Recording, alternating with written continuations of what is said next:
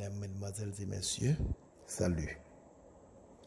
La tradition veut qu'à chaque fin d'année, on se formule des vœux. Chez les Hébreux, formuler des vœux trouve son fondement dans Yahvé lui-même. Que Yahvé te bénisse et te garde. Que Yahvé fasse briller sa face sur toi et t'accorde sa grâce. Que Yahvé lève sa face vers toi et te donne la paix. Nous trouvons ce texte en Nombre 6, versets 24 à 26. Les prêtres bénissent ainsi le peuple fidèle. On se salue en ces termes. Shalom, Léa, paix à toi.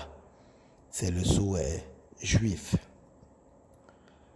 Les premiers chrétiens se saluaient dans l'espérance eschatologique du retour glorieux du Seigneur par le mot Maranatha. C'est le souhait du chrétien.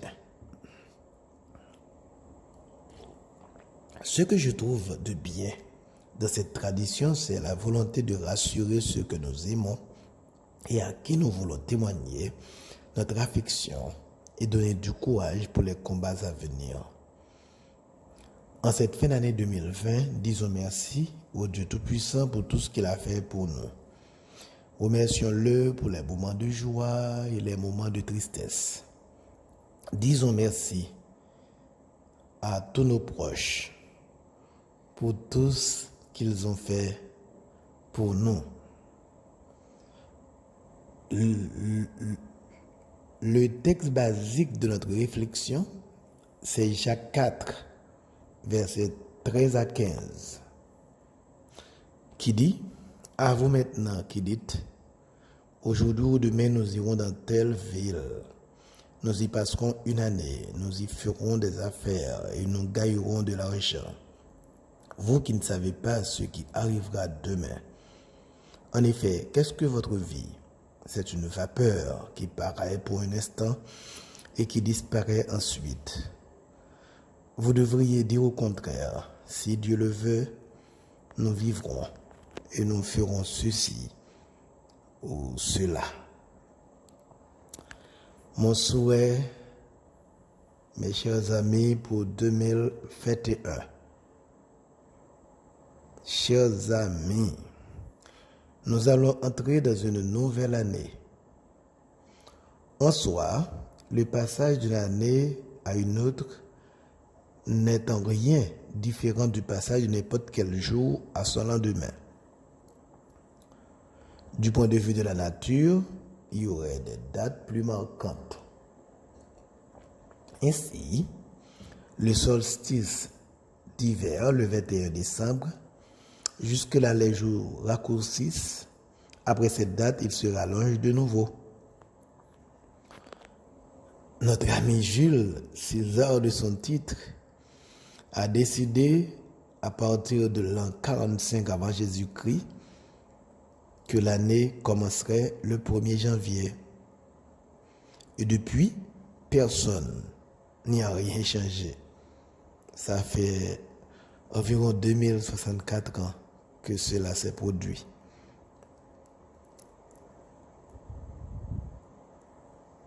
Les choses étant ce qu'elles sont, les années civiles commençant le 1er janvier ont leur importance dans l'organisation et la programmation de notre vie et de nos activités.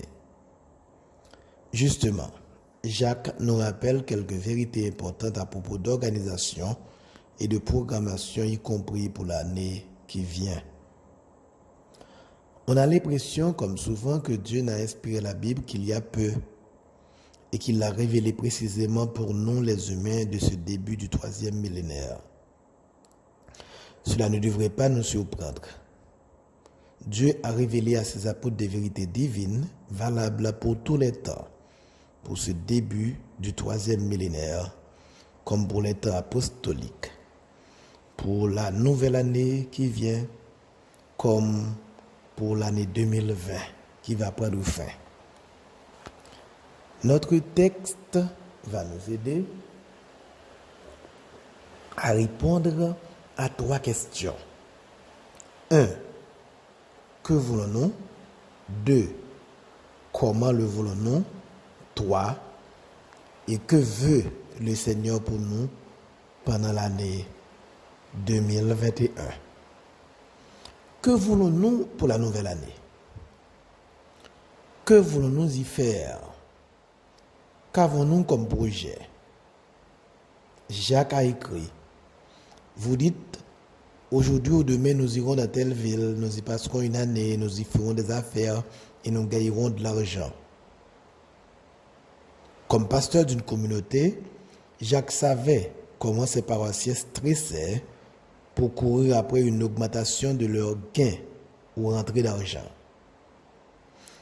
Gagner de l'argent, améliorer notre situation matérielle, n'est-ce pas ce que nous recherchons constamment, de façon consciente ou inconsciente? Nous en avons des plans. Nous voulons acquérir cela, rembourser ces dettes-ci, passer des vacances là-bas, réussir tel examen, décrocher un emploi dans cette spécialité, voire changer de profession. Je vais me soumettre à telle opération chirurgicale ou suivre tel traitement ou cure pour guérir d'une maladie ou au moins mieux la supporter. Nous allons acheter une maison ou bien la retaper, voire la transformer. Il faudra changer de voiture ou d'ordinateur. Oui, nous avons des projets. Aussi, pour l'année 2021. En soi, il n'y a rien à redire. Jacques ne dit pas, vous n'en avez pas le droit. Ce serait impie que d'avoir des projets. Comment pourrait-ce être le cas? Dieu nous a créés avec une intelligence pour que nous l'utilisions pour gérer la vie. Quand Dieu a créé les êtres humains, en Genèse 1 au verset 28, il a dit, Dieu les bénit et leur dit, reproduisez-vous, devenez nombreux, remplissez la terre et soumettez-la, dominez sur tout. Se reproduire signifie aussi prendre soin de ses enfants, prendre des décisions à leur sujet pour qu'ils soient élevés dans l'amour et la crainte de Dieu, dans une atmosphère chrétienne. Cela signifie aussi réfléchir à la meilleure façon de les aider à devenir des êtres autonomes et responsables. Remplir la terre, cela non plus ne va pas bien sans programmation. Sinon, ça va se terminer dans le chaos. Peut-être que certains problèmes dans le monde, dans le tiers-monde, dans le quart-monde, en Haïti, viennent de ce qu'on n'a pas réfléchi ni programmé correctement ce qu'on fait. Soumettre la terre et dominer sur tout. Cela va encore moins sans réfléchir et programmer. C'est bien parce qu'on n'a pas assez bien prévu l'avenir que nous nous retrouvons avec un monde pollué dans l'air, sur terre et dans l'eau. Dès le 6e jour de la création, le Créateur a chargé les humains de réfléchir et de programmer leur façon d'organiser la vie sur terre dans le respect de sa volonté. Car Dieu n'est pas un Dieu de désordre, mais de paix. Dixit, l'apôtre Paul en 1 Corinthiens 14 et au verset 33. Le désordre rend impossible de vivre ou de travailler harmonieusement et en paix avec les autres. Le désordre provoque des tensions, de l'énervement, des querelles. Rien que pour cela, il est déjà bon d'avoir pris certaines résolutions pour l'année 2021, d'avoir fait certains projets en famille, dans notre communauté ou au travail. Cela correspond à l'attente de notre Créateur si nous agissons en faveur de la paix avec notre mise en ordre et notre organisation. Demeure la question, comment programmons-nous pour la nouvelle année? Quel est notre état d'esprit quand nous réfléchissons et programmons? Le faisons-nous comme si nous étions libres de décider ce que nous voulons, comme si nous étions les seigneurs du monde? Le faisons-nous comme si notre volonté et nos souhaits devaient se réaliser quoi qu'il en coûte? et allons nous soumettre sans scrupule toute l'année 2021 à nos désirs et à nos projets? Jacques nous rappelle à plus de réalisme. Et Jacques nous dit, qu'est-ce que votre vie? C'est une vapeur qui paraît pour un instant et qui disparaît ensuite. Tous, nous avons déjà suivi une fumée du regard. Elle est plus ou moins importante selon qu'elle part d'une cheminée, d'un barbecue ou d'une maison en feu. Certaines, on peut les suivre du regard pendant longtemps, mais toutes, à un moment donné, disparaissent.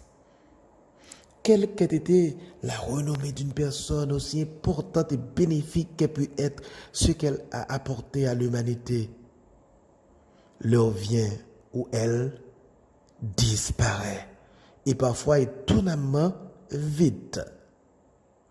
Combien sont morts subitement alors qu'ils étaient en pleine possession de leurs moyens? Combien ont perdu pouvoir, poste et influence alors qu'ils étaient à l'apogée de leur vie? Qu'est-ce que votre vie? C'est une vapeur qui paraît pour un instant et qui disparaît ensuite. As-tu aussi prévu cette éventualité pour 2021? As-tu prévu de dire bye-bye à la Terre en 2021? Il serait bon de l'envisager, même si tu devrais être jeune ou en bonne santé, intelligent ou aisé. Là aussi, sachant qu'en fin de compte, cela ne dépend pas de nous. C'est un autre qui tient les rênes de nos vies. D'où le rappel de Jacques. Vous devriez dire au contraire, si Dieu le veut, nous vivrons et nous ferons ceci ou cela. Si Dieu le veut. Si c'est là notre état d'esprit, notre confiance aussi, dans tout ce que nous projetterons en 2021, nous essaierons de trouver ce qu'est la volonté de Dieu dans le domaine précis qui nous préoccupe. Nous serons alors aussi prêts à nous repentir et à corriger nos projets s'il s'avère qu'ils ne correspondent pas à la toujours bonne et miséricordieuse volonté de Dieu. Quand nous faisons des projets, nous devrions toujours reconnaître à Dieu une connaissance supérieure et le confesser en lui disant, comme notre Seigneur l'a fait au mont des Oliviers, que ce ne soit pas ma volonté, Père, qui se fasse, mais la sienne. Luc 22, verset 42. La volonté de Dieu devrait nous être en tout la chose la plus précieuse.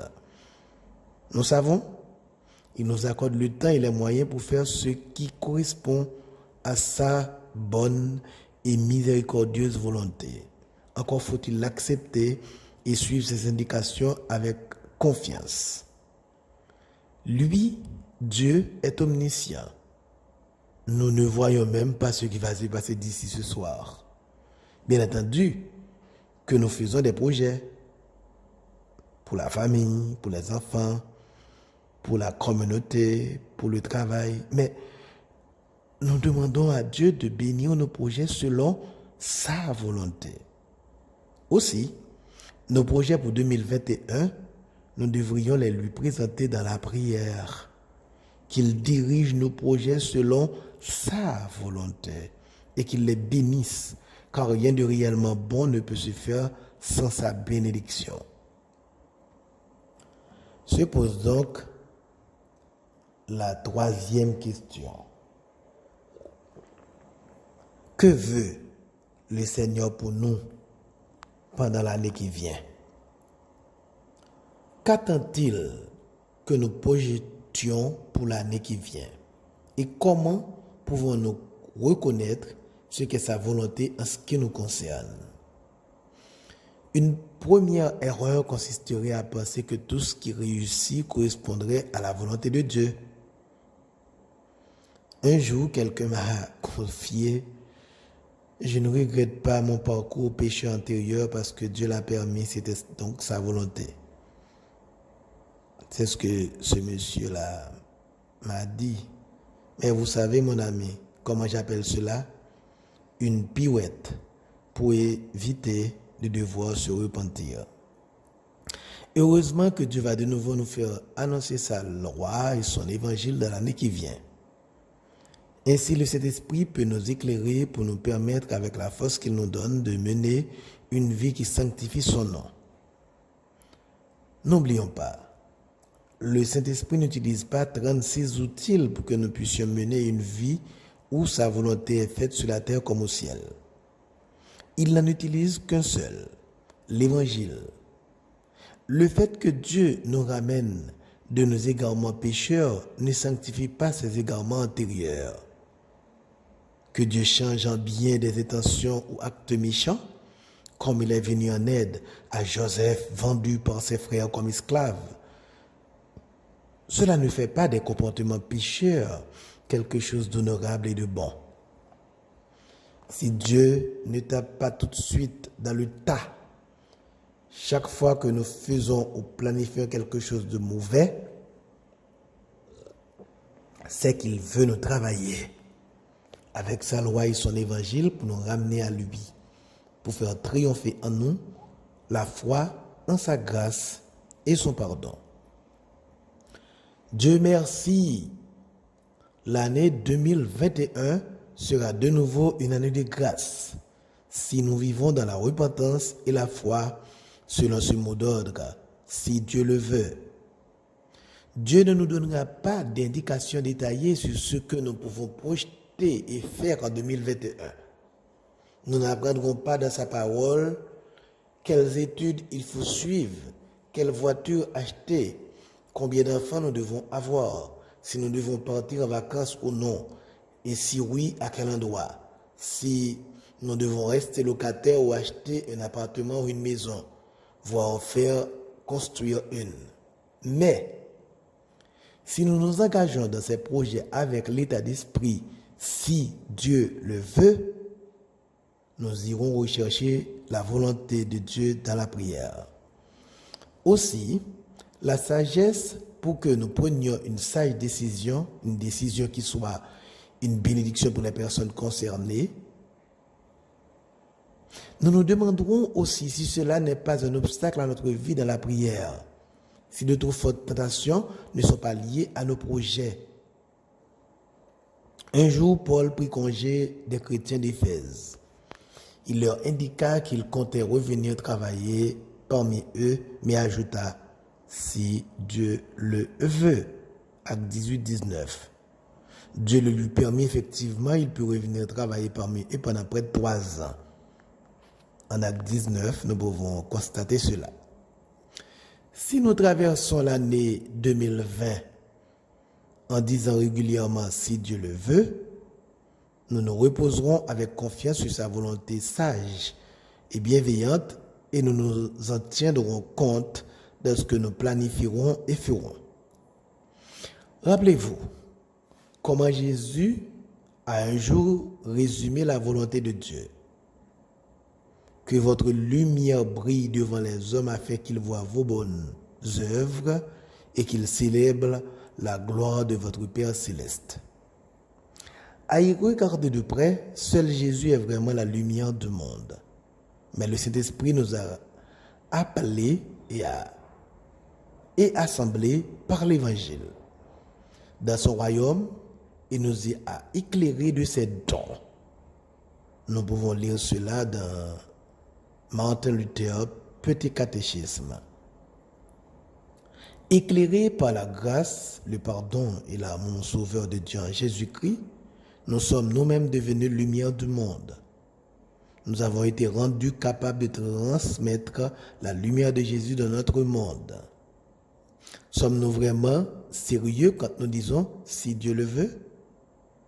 Alors, nous veillerons aussi à ce qu'au cours de la nouvelle année, la lumière de Jésus-Christ ne soit pas cachée par nos projets et notre comportement.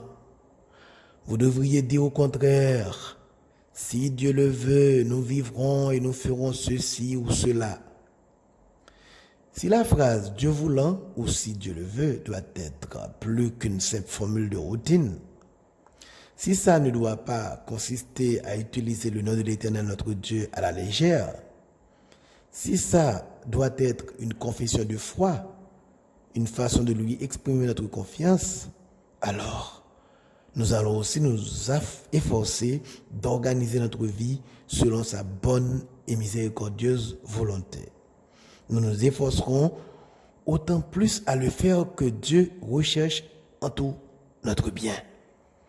Et même s'il peut, à l'occasion, être plus difficile de suivre sa volonté que de lui tourner le dos, nous savons, ce n'est qu'en organisant notre vie selon sa volonté que nous pouvons compter sur sa bénédiction. Si Dieu le veut, nous vivrons et nous ferons ceci ou cela.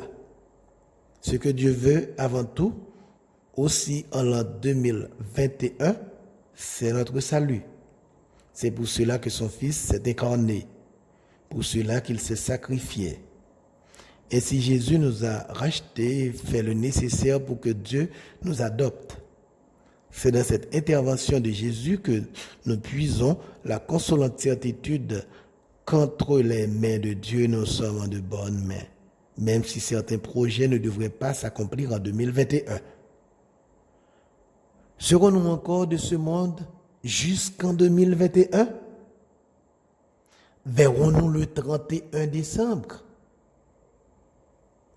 Serons-nous en vie du 1er janvier 2021 au 31 décembre 2021? Si Dieu le veut, peut-être pas. Mais l'essentiel, c'est que rien ne nous séparera de l'amour de Dieu manifesté en Jésus-Christ.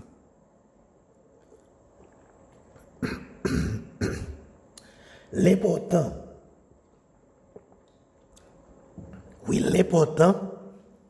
c'est d'être avec Dieu. Que ce soit ici-bas ou dans l'au-delà. L'important, c'est de savoir que, quoi qu'il arrive, la bonne et miséricordieuse volonté de Dieu, comme nous le dit si bien Martin Luther dans son petit catéchisme, s'accomplit avec nous pour l'amour de Christ. Et si tous nos projets ne se réalisent pas en 2021, ce n'est pas le plus grave. Le plus important, c'est que nous n'ayons pas piétiné la grâce de Dieu, qu'elle nous enveloppe toujours et nous réchauffe le cœur, et qu'elle nous pousse à lui faire honneur en organisant autant que faire se peut notre vie selon sa volonté. Seigneur, aide-nous à vouloir ce que tu veux. Pardonne là où nous avons entrepris quelque chose sans compter avec toi. Maintiens-nous avec une repentance et une foi de tous les jours dans ton royaume qui s'étend infiniment au-delà de 2020 ou de 2021. Chers amis, la Bible nous dit, la vie d'un homme ne dépend pas de lui, fût-il dans l'abondance. Dieu t'a accordé des victoires là où il n'y avait aucun espoir. Il a ouvert pour toi des portes que nul n'avait le pouvoir d'ouvrir. Il t'a relevé par où tu étais tombé et t'a consolé quand il n'y avait personne qui pourrait essuyer tes larmes. Au moment où tout le monde t'avait abandonné, Jésus, l'ami fidèle, a été avec toi, invisible mais présent. Il est prêt à t'accompagner tout au long de l'année qui va commencer et te dit qu'il t'aime et a des projets de bonheur pour toi. Tout ce que je peux vous souhaiter de bien pour cette nouvelle année, c'est que le Seigneur vous bénisse et qu'il tourne sa face vers vous, qu'il vous accorde sa grâce et qu'il multiplie les fruits dans votre vie pour sa gloire. Bonne et heureuse année dans le nom de Jésus.